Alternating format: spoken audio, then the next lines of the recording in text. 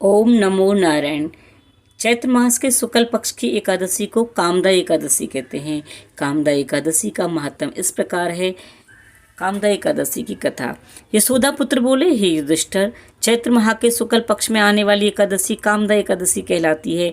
एक अवसर पर राजा दिलीप ने ऋषि वशिष्ठ से इस एकादशी का महात्म जानने की लालसा प्रकट की थी। इस प्राचीन कथा का विवरण इस प्रकार है।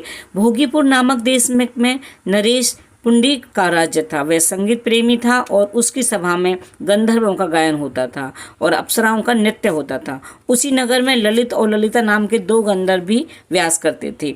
वे दोनों एक दूसरे पर आसक्त थे। एक दिवस ललित जब अकेला ही राज दरबार में गायन कर रहा था, तब वह ललिता के वहां न होने से शब्दों का अशुद्ध उच्चारण कर रहा था। वहां किसी विरोधी गंधर्व ने राजा को इसकी शिकायत कर दी। राजा ने क्रोधित हो ललित को पत्नी वियोग में अशुद्ध गाने से शाप दे दिया और कहा, तू पृथ्वी पर राक्षस योनि में जाकर कुफल भोग।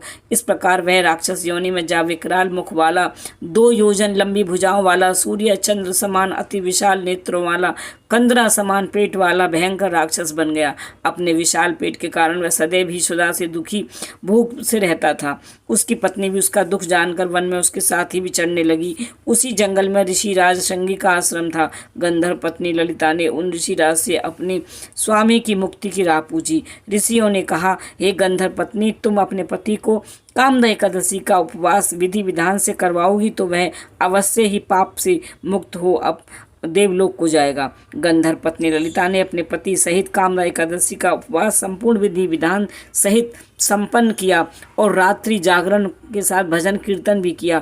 दीप प्रज्वलित कर प्रभु की वंदना एवं अर्चना की। प्रातःकाल ब्राह्मणों को भोजन कराकर उन्हें दान दक्षिणा दे विदा किया। ब्राह्मणों के समक्ष संकल्प अर्पण किया। तदुपरांत इस एकादशी उपवास का सुफल पाकर ललिता को तुरंत ही अपने पति से राक्षस होने से जो श्राप था उससे मुक्ति मिल गई। फिर से वह अपना सुंदर स्वरूप पा सहित पत्नी सहित इंद्र के भेजे हुए विमान पर सवार हो देवलोक स्वर्ग को प्रस्थान कर गया। अतः जो भी भक्तजन इस उपवास को करते हैं वे भवबंधन से मुक्त होते हैं। उनकी समस्त मनोकामनाएं भी पूरी हो जाती हैं। बोलिए विष्णु भगवान की जय। बोलिए कामदा एकादशी की जय।